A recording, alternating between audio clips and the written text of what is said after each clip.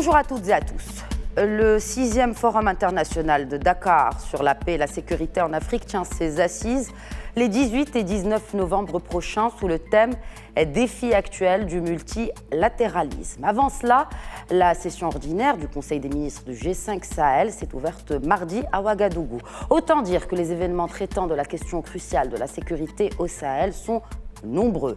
Mais qu'en est-il des résultats sur le terrain? Alors que vendredi dernier, une attaque terroriste sur le village malien d'Indélimane a coûté la vie à 49 soldats.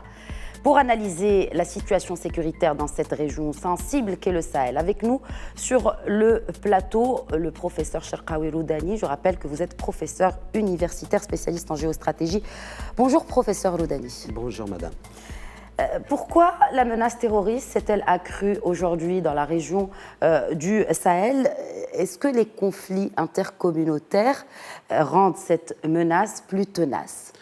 En fait, il y a plusieurs facteurs qui aujourd'hui jouent un rôle substantiel dans cette recrudescence, si vous acceptez le terme, et la montée fulgurante des attaques terroristes dans l'Afrique subsaharienne et du Sahel. D'ailleurs, il y a la problématique et je pense la solution qu'on n'arrive pas à résoudre à l'échelle internationale. Et vous parlez d'ailleurs tout à l'heure du multilatéralisme.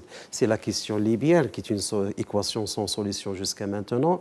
Et je pense aussi qu'aujourd'hui, au niveau du Sahel, les pays sont vastes et l'État n'arrive pas à avoir une maîtrise sur tout ce réseau, et d'autant plus que ce qui se passe en Irak et en Syrie avec l'État islamique a de l'écho aussi dans cette région où il y a plusieurs vides géopolitiques. D'ailleurs, après l'annonce de la mort d'Al-Baghdadi dans la région d'Idlib, il y avait des attaques terroristes dans la ville d'Idlamina et même dans la région de l'Iptako-Gourma, le triangle de l'enfer, que je l'appelle, les frontières du Niger, le Mali et le Burkina Faso.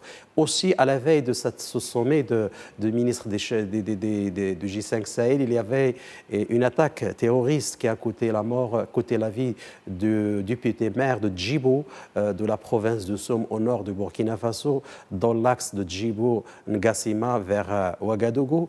D'autant plus aujourd'hui qu'on vit dans une situation qui est compliquée, difficile.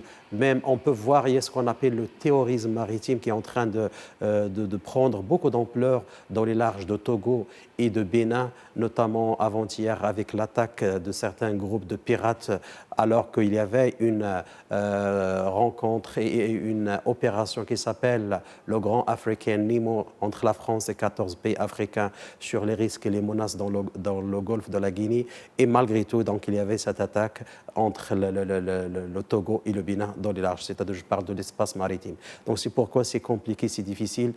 Aujourd'hui, le terrorisme dans le Sahel et l'Afrique subsaharienne, il faut le dire avec courage et audacité, devient un enjeu géopolitique à l'échelle internationale. Donc, sans une vision globale, on ne peut pas arriver à faire face. Attaque attaque en mer, un peu le même mode opératoire qui se passait ou qui se passe toujours plutôt dans la région de la Corne de l'Afrique. Mais vous avez cité justement cette force conjointe, la France plus 14 pays. Je voudrais revenir justement sur le G5 Sahel, appuyé par la France. Pourtant, il y a cette force-là. Pourquoi, avec autant de présence militaire pour combattre ce terrorisme dans cette région, a-t-on encore cette recrudescence, comme vous l'avez si bien dit, de menaces terroristes?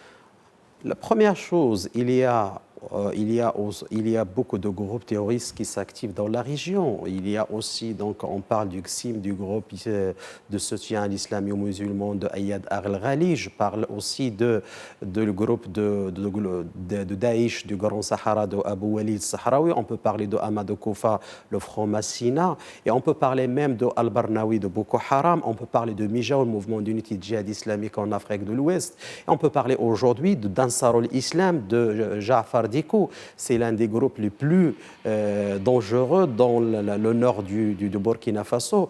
On peut parler aussi des frontières qui sont peureuses. Il n'y a pas vraiment une vision, même à l'échelle multilatérale, de regarder d'une manière intelligente cette lutte contre le terrorisme. Donc il y a une vision peut-être aujourd'hui de la communauté internationale, Europe de l'Ouest et certains pays du Maghreb pour réagir face à cette montée fulgurante, mais même avec la présence de l'opération Barkhane, J5 Sahel, le MINUSMA, donc ça c'est difficile parce qu'il faut le dire aussi, aujourd'hui le terrorisme dans cette région devient une culture et aussi une entreprise commerciale. Il n'y a plus. Absolument. Donc ça, c'est la réalité. Et aussi, il y a les conflits intercommunautaires. On parle des poules, les Dogons, les poules, les Raimaïbi. Qu'on parle de Jafar Diko et de Amadou Koufa et même de Baag Moussa sont des poules. Et les poules maintenant sont à peu près entre 60 et 70 millions de l'ouest de la Mauritanie jusqu'à l'Érythrée, en passant par les pays du Sahel, et en passant aussi par le Soudan. Le Soudan, alors... Vous avez évoqué cette question de forces étrangères. Est-ce que vous pensez que là... Que pensez-vous justement de la popularité de ces forces étrangères dans cette région du Sahel? J'étais toujours sensible au fait que la solution doit être globale. La solution n'est pas que militaire aujourd'hui. Mais il faut un développement, je pense que c'est la condition sine qua non pour essayer de mettre en place vraiment une stratégie globale de lutte contre le terrorisme. Comme je viens de dire, le terrorisme aujourd'hui, c'est une culture. C'est une entreprise qui gagne beaucoup d'argent à une population pourvu de beaucoup de conditions de vie. Donc c'est pourquoi qu'on parle par exemple de la région de Mopti, la région de Kidal, la région aussi de Soum et de Zora et de Diawara et même les frontières de Inrassawin jusqu'à le Niger. C'est une population qui vit dans des situations difficiles et compliquées et je ne pense pas qu'avec une solution militaire on pourra essayer de mettre en place une stratégie coercitive, si vous acceptez le terme, parce que d'ailleurs il y a des vides géopolitique et des zones grises qu'on n'arrive pas à contrôler. Donc la solution, c'est le développement et aussi d'essayer de mettre en place des mécanismes pour renforcer l'État. Je suis tout à fait d'accord avec le ministre des Affaires étrangères, burkinabé, lorsqu'il a dit que l'effondrement de l'État au Sahel, c'est une question de temps. Parce que ce n'est pas avec 1 milliard d'euros qu'on va essayer de solutionner un problème qui perdure dans des zones. Le Mali fait 2 fois la superficie de la France. Et aussi, donc, c'est une zone d'influence stratégique.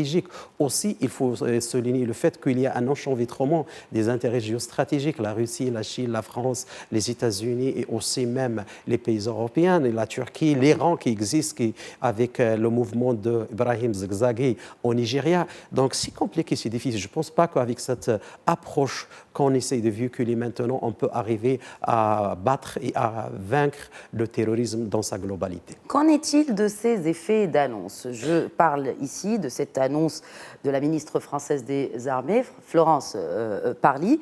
Je cite qu'elle a donc annoncé que la France avait éliminé début octobre Ali Maïchou, le 2e terroriste le plus recherché tel qu'elle l'a défini dans la région.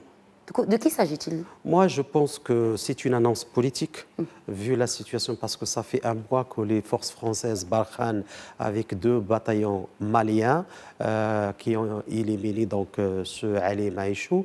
Mais je ne pense pas que c'est la 2e personnalité dans ce groupe de Ayad al-Ghali. Il y a Baag Moussa, c'est la personne la plus recherchée et la plus dangereuse dans l'Afrique subsaharienne et du Sahel.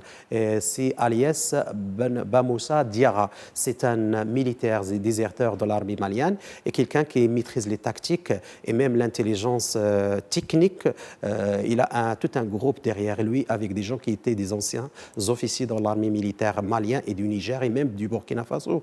Et c'est un homme de réseau, c'est compliqué, c'est difficile. Je ne pense pas qu'Ali Maïchou, il était quelqu'un comme cité dans la jurisprudence et même dans certains, parfois dans la communication.